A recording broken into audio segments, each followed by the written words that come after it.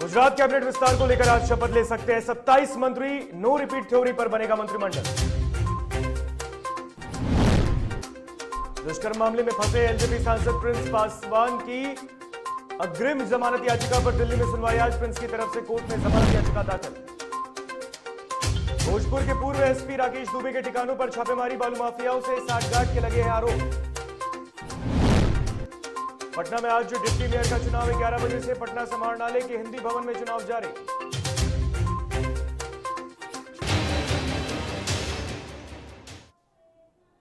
नमस्कार, आप देख रहे हैं डीटीवी भारत और मैं हूं आपके साथ ऋतिक।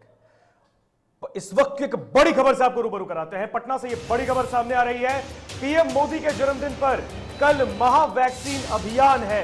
बिहार में 30 लाख लोगों को एक दिन में लगेगा कोरोना का टीका। वैक्सीन देने वाले कर्मियों को भी मिलेगा इंसेंटिव। यह भी बड़ी बात। बेहतर प्रदर्शन करने पर कर्मी होंगे पुरस्कृत। स्वास्थ्य विभाग ने सभी जिलाधिकारी को दिशा निर्देश दिया है। इस वक्त एक बड़ी खबर। प्रधानमंत्री नरेंद्र मोदी के जन्मदिन पर महा वैक्सीन अभियान है। स्वास्थ्य विभाग ने सभी जिलाधिकारियों को निर्देश दिया है।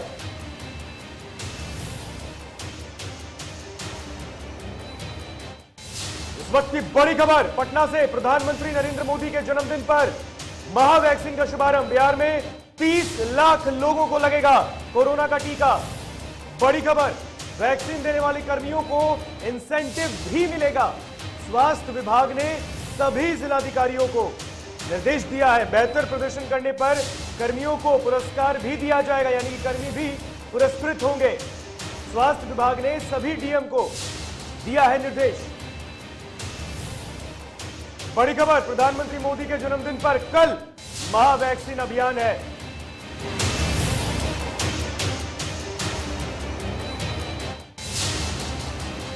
इस वक्त की बड़ी खबर पटना में। कल प्रधानमंत्री नरेंद्र मोदी का जन्मदिन है और इस मौके पर महा वैक्सीन अभियान का शुभारंभ किया जाएगा। 30 लाख लोगों को लगेगा कोरोना का टीका एक दिन में और बेहतर कर्मियों को पुरस्कृत भी किया जाएगा। स्वास्थ्य विभाग ने सभी जिलाधिकारियों को निर्देश जारी किया है।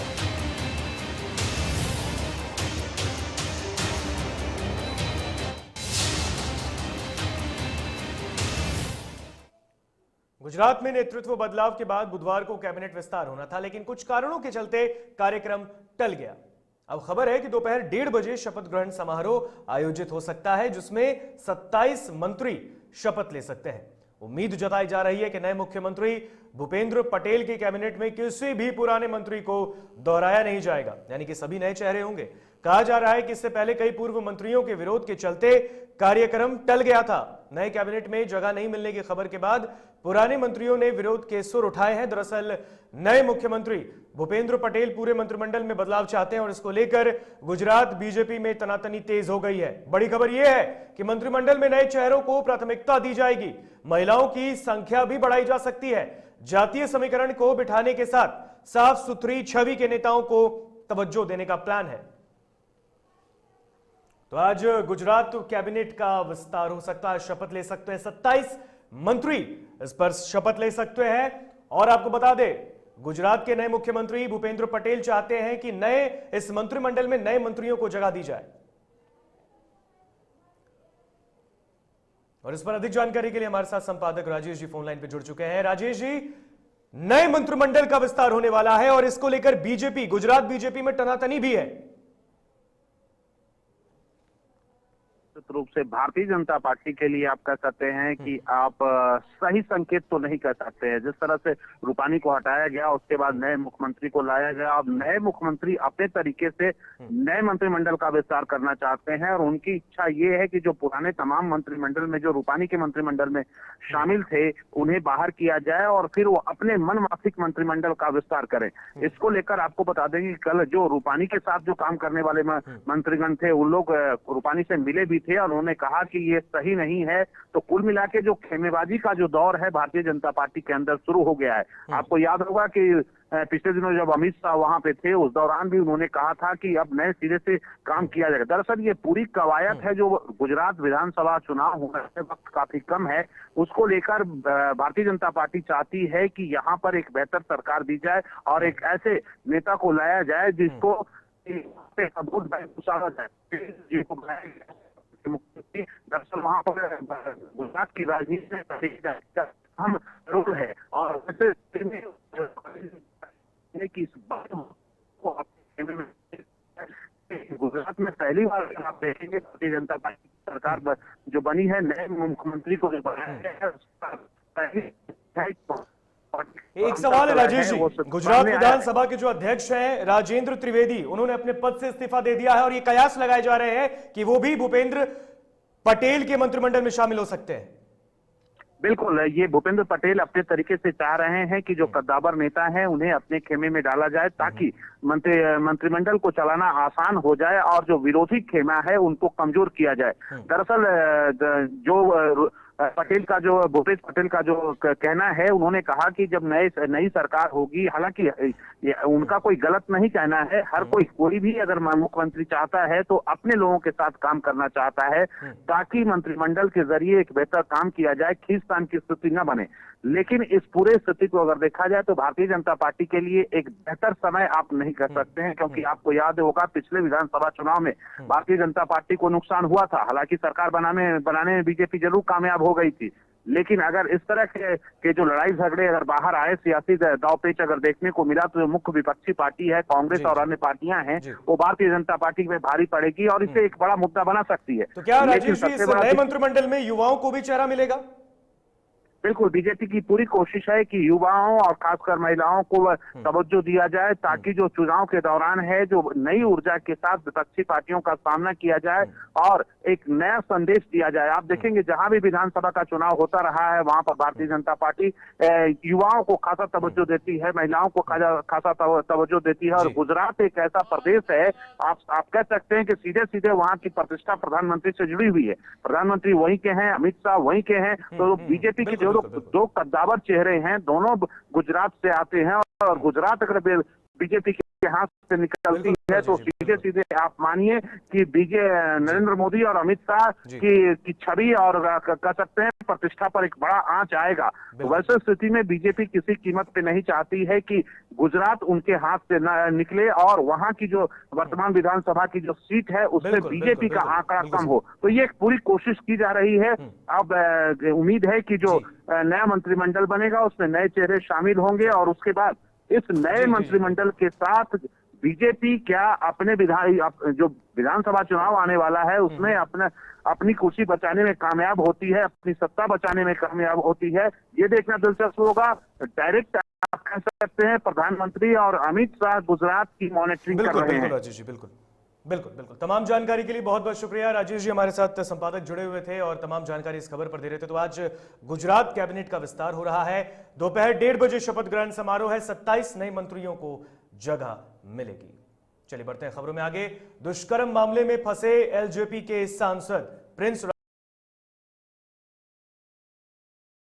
राज की अग्रिम जमानत याचिका पर आज दिल्ली के राउज एवेन्यू में सुनवाई होगी। गिरफ्तारी से बचने के लिए प्रिंस की तरफ से कोर्ट में जमानत याचिका दाखिल की गई है। बता दें कि 14 सितंबर को अदालत के आदेश के बाद चिराग पासवान के चचेरे भाई प्रिंस राज पर एक महिला ने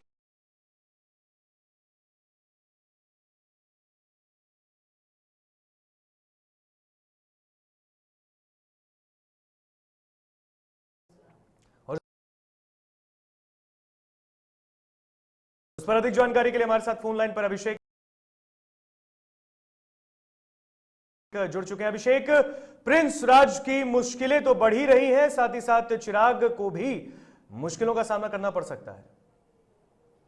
बिल्कुल, प्रिंस राज की मुश्किलें बढ़ रही हैं, चिराग पासवान की भी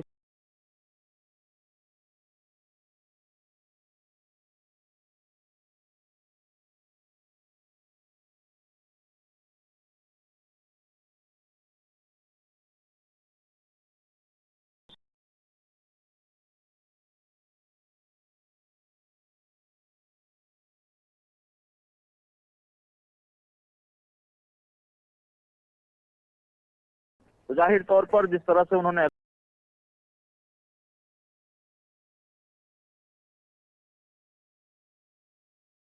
जमानत याचिका दाखिल की है उसी से अंदाजा लगाया जा सकता है कि प्रिंस राज की मुश्किलें प्रतिशत तक बढ़ी हुई हैं इस पूरे मामले को लेकर, स्वाति पटेल मामले को लेकर।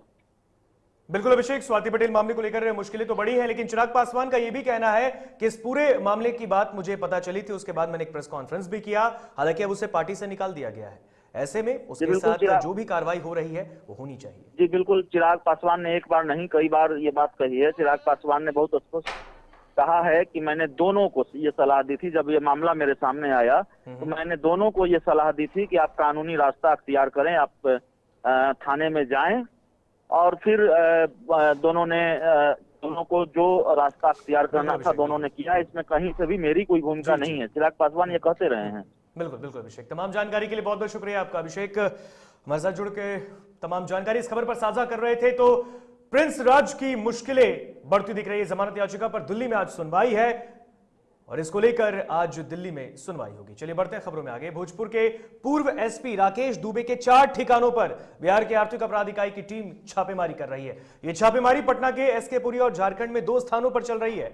दरअसल भोजपुर के एसपी रहे राकेश दुबे पर बालू माफियाओं से साठगांठ के आरोप लगे थे और इसके बाद उनको सस्पेंड कर दिया गया और उनके खिलाफ वारंट भी जारी किया गया है। राकेश दुबे को पहली बार किसी जिले की कमान देते हुए भोजपुर का एसपी बनाया गया, लेकिन उसके बाद उनको सस्पेंड भी किया गया। बालू माफियाओं से साठगांठ करने वाले अधिकारियों के खिलाफ नीतीश सरकार की कार्रवाई लगातार जारी है।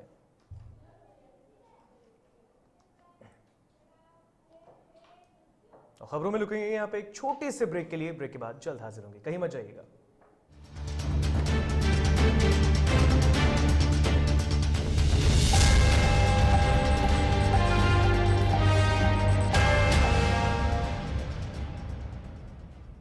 एलीट इंस्टीट्यूट, अगर आपके अंदर चाह है तो एलीट आपकी राह है। आईआईटी हो या मेडिकल, आप चाहते हैं अपने आप को उत्कृष्ट दिखाना, आप चाहते हैं खुद को एक आईआईटीएन के रूप में दिखना या मेडिकल के क्षेत्र में आगे बढ़ना, तो एलीट आपके लिए एक बहुत बड़ी ताकत के साथ आपके सामने है। आइए, खुलिए, बढ़िए, पहुंचिए। Elite institute. दादी, इतने सारे पापड़ बन गए, क्या करे? कच्चा पापड़, पक्का पापड़, एक्स्ट्रा पापड़, इंस्टा पापड़, टक्कर दादी के छत का पापड़ विद ऑनलाइन प्रेजेंस बन गया धाकड़। फोन पे करके ऑर्डर ही ऑर्डर, सब वाह हो गए इसको खाकर। कच्चा पापड़, पक्का पापड़, चंडीगढ़ to चेन्नई बढ़िया सापड़। कच्चा पापड़, पक्का पापड़, एक्स्ट्रा पापड़, इंस्टा पापड़। बिजनेस बढ़ाओ इंडिया के फास्टेस्ट 4G के साथ। स्पीड से बढ़ो विद वी गिगानेट। घर चाहिए, मकान चाहिए कि चाहिए दुकान, या फिर चाहिए जमीन जायदाद, वो भी बिना ब्रोकर, बिना कमीशन के, 100% लीगल। अधिक जानकारी के लिए देखिए हमारा खास कार्यक्रम बिल्डिंग बाजार।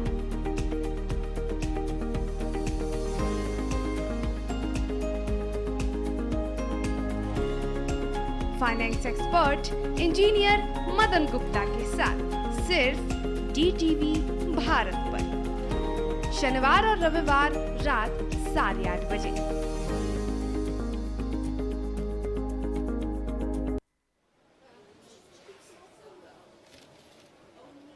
और ये रहा आपका बर्थडे गिफ्ट। पापा,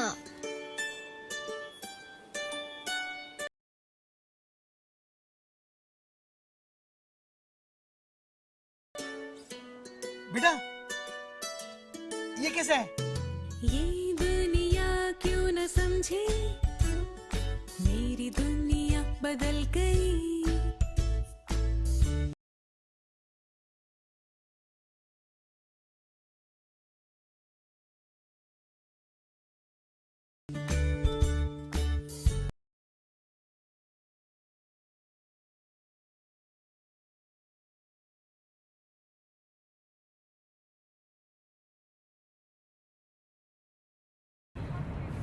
मेरा भी। Good morning sir. देखिए, बुनियाद भी पक्की, आपका नया घर भी पक्का, सालों साल चलेगा सर। ठीक है, ले लो छुट्टी।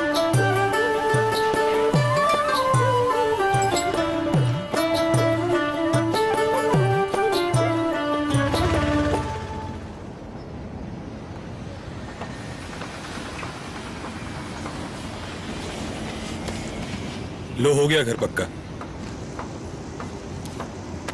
छुट्टी कैंसिल।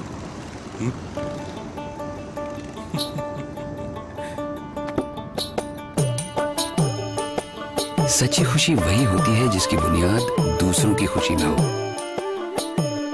कोणार्क, खुशियों की बुनियाद।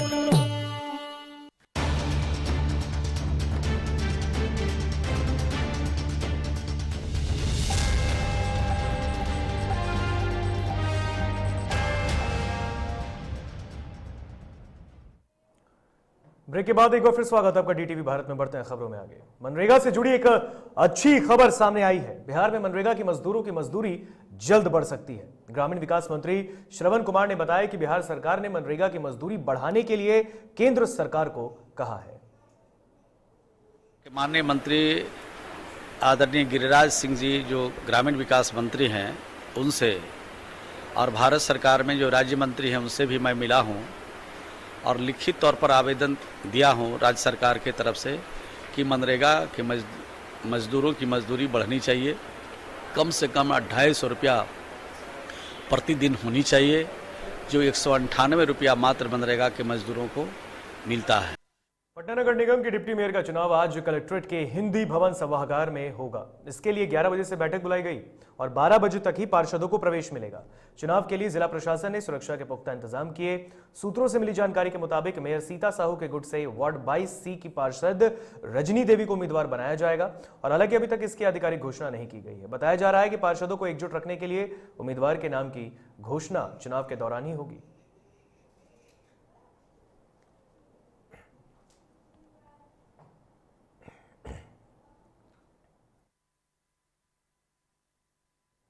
बिहार में तीसरे चरण के पंचायत चुनाव को लेकर 35 जिलों के 50 प्रखंडों में नामांकन पत्र दाखिल करने की प्रक्रिया गुरुवार से शुरू हो गई। सभी संबंधित जिलों के जिला निर्वाचन पदाधिकारी सह जिलाधिकारी ने पंचायत चुनाव को लेकर बुधवार को अधिसूचना जारी कर दी है। इस चरण के चुनाव को लेकर 22 सितंबर तक नामांकन पत्र दाखिल किए जाएंगे। 25 सितंबर को नामांकन पत्रों की समीक्षा की जाएगी। 27 सितंबर तक नामांकन पत्र वापस लिए जाएंगे और उसी दिन उम्मीदवारों को प्रतीक चिन्ह आवंटित कर दिया जाएगा। इस चरण के लिए मतदान 8 अक्टूबर को होगा और इस चरण के चुनाव के परिणाम की घोषणा 10 और 11 अक्टूबर को की जाएगी। चुनाव ईवीएम और बैलेट पेपर दोनों माध्यमों से कराए जाएंगे। राज्य निर्वाचन आयोग ने पंचायत चुनाव को लेकर ऑफलाइन और ऑनलाइन दोनों माध्यमों से नामांकन पत्र दाखिल करने का प्रावधान दिया है।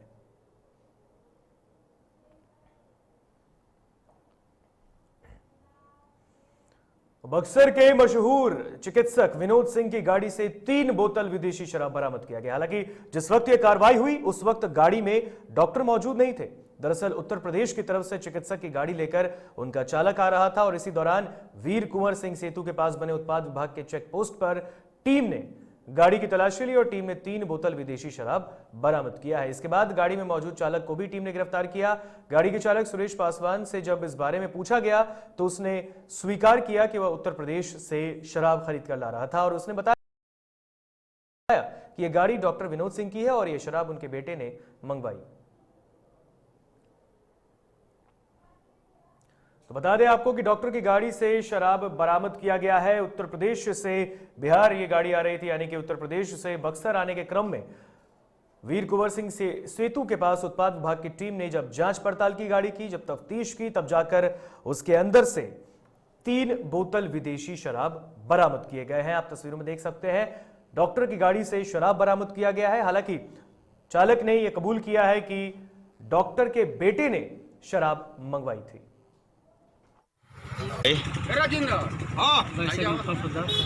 फफदर घर है तो ये कहाँ से होता है शराब लेके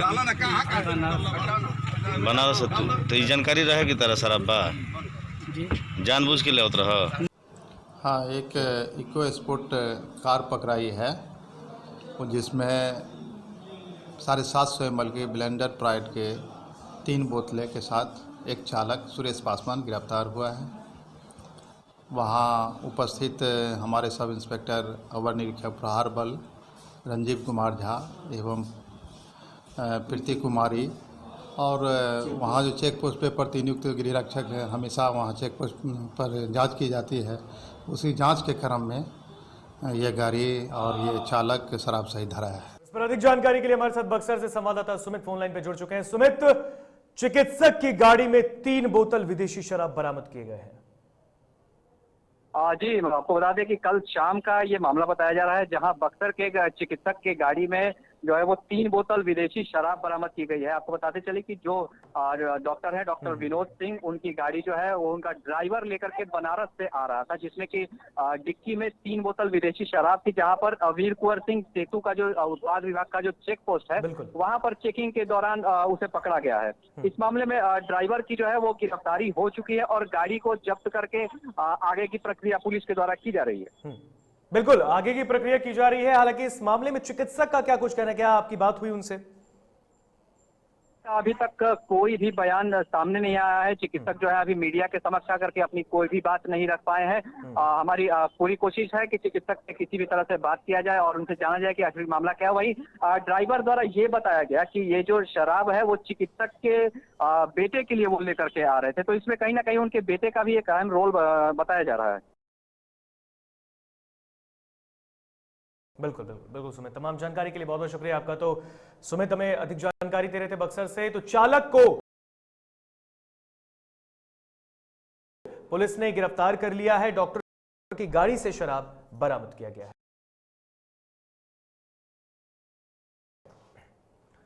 बेगूसराय में अपराधियों ने लूटपाट के दौरान एक व्यापारी के कर्मचारी को गोली मारकर उसे घायल कर दिया। हमले में स्वर्ण व्यवसायी बाल बाल बच गए। घटना बड़ी बलिया के पुरानी अपराधी मौके से फरार हो गए।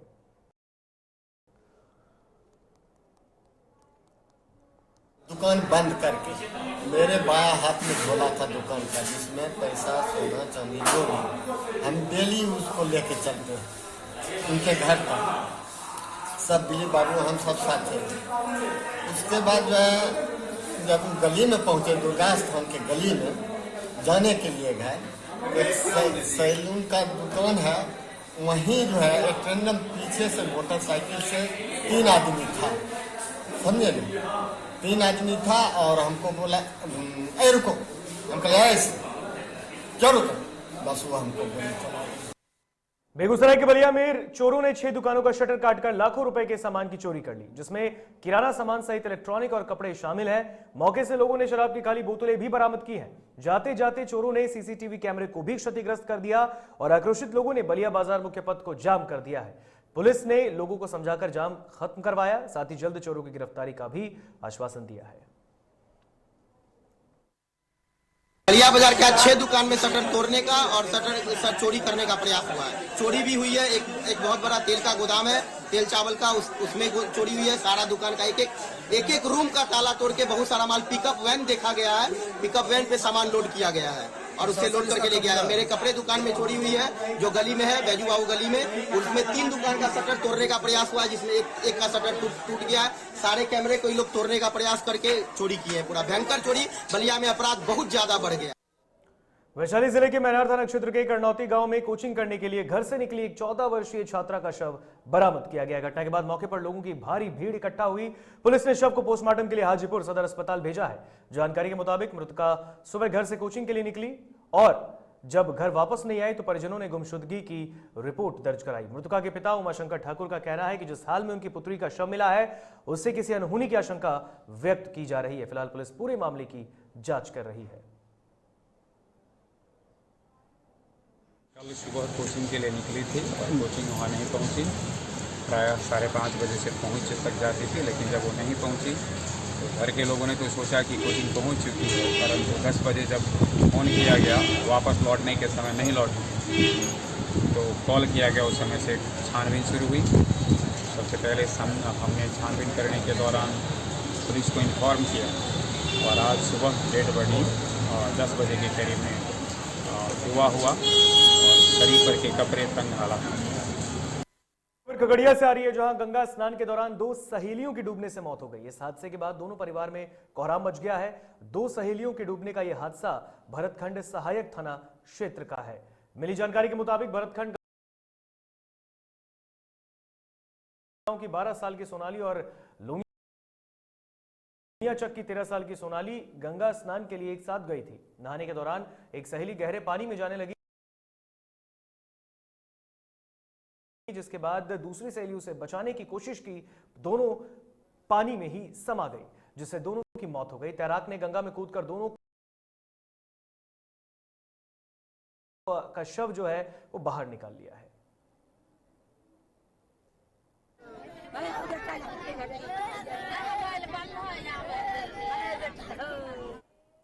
चलिए बढ़ेंगे झारखंड की तरफ। झारखंड में मुख्यमंत्री हेमंत सोरेन ने झारखंड मंत्रालय स्थित सभागार में नीति आयोग की टीम के साथ उच्च स्तरीय बैठक की। सीएम की अध्यक्षता में हुई इस बैठक में मुख्यमंत्री हेमंत सोरेन ने झारखंड के साथ हो रहे सौतेले व्यवहार से जुड़े मुद्दों को उठाया। इस दौरान झारखंड सरकार ने आरोप लगाया कि केंद्र उसके साथ सौतेला व्यवहार कर रहा है। कहा जा रहा है कि राज्य को अभी केंद्र द्वारा 1.25 लाख करोड़ मिलने वाले हैं और प्रदेश में ही संचालित PSUS से 1400 करोड़ मिलने वाले हैं। बावजूद इसके झारखंड के साथ अन्याय हो रहा है।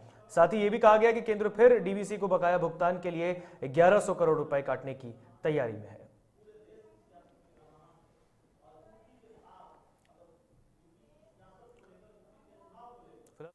इतना ही, मुझे दीजिए इजाजत। देखते रहिए DTV भारत। नमस्कार।